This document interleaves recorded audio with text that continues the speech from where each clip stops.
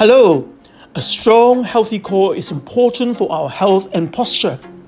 When your core is strong and working properly, you will have less back pain, better posture, and will move with more ease and endurance.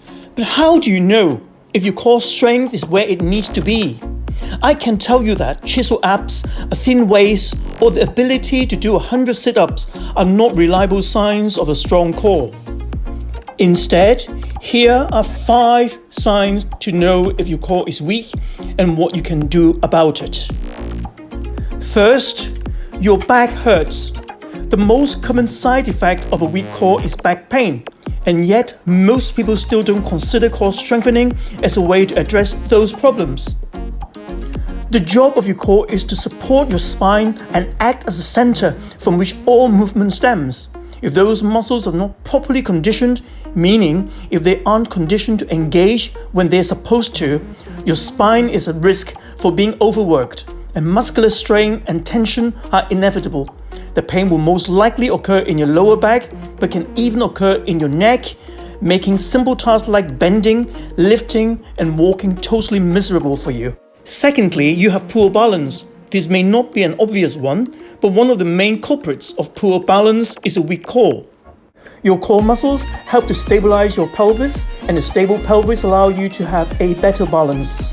If the muscles around your pelvis, particularly your hips and glutes, are weak, then your balance will be affected. This may not be an issue that you notice right away.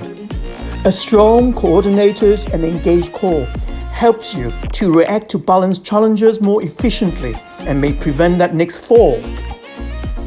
Thirdly, you slouch all the time. Most people struggle to maintain good posture when they have a weak core.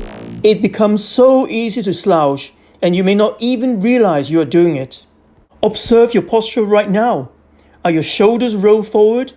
Is your lower back missing its natural curve? Is your head poked forward? When you go to correct your posture, does it feel difficult or tiresome to maintain? If so, your core might need some endurance training. Well, a lot of people will argue that core strength has nothing to do with your posture. But here is the thing, a strong core makes it easier and more natural to have good posture. And when better posture becomes effortless, it starts to become your norm. Your whole body, especially your spine, will thank you for that. Fourthly, your feet and wrists hurt. Many people come to see me with an initial complaint of foot pain, also known as plantar fasciitis or wrist pain. It keeps coming back, no matter how many times to get rid of it or go to see a physiotherapist. Well, when you have a weak core and lack the proper central support and stability you need, your outer muscles and joints will eventually suffer. We have already talked about balance. If your core isn't working to help you stay more stable, your feet will have to work harder, resulting in overtaxing of the tissue on the bottom of your foot.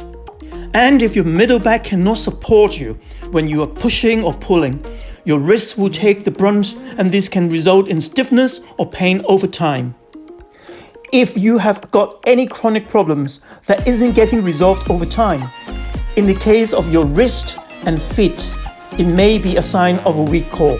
Last and number 5, you're always holding your breath. If you're always being reminded to breathe when you move or exercise, this is another sign that your core is weak and not working properly. You might have heard me talk about this before, but your deep core is made up in part of your diaphragm, which is your main breathing muscle. When your core lacks stability, or in most cases, doesn't know how to engage in the right way to give you the stability it needs, your diaphragm will contract to compensate. And one of the most obvious signs that this is happening is that you always hold your breath during exercise. This is probably one of the most overlooked signs of a weak core, and one of the most difficult to correct.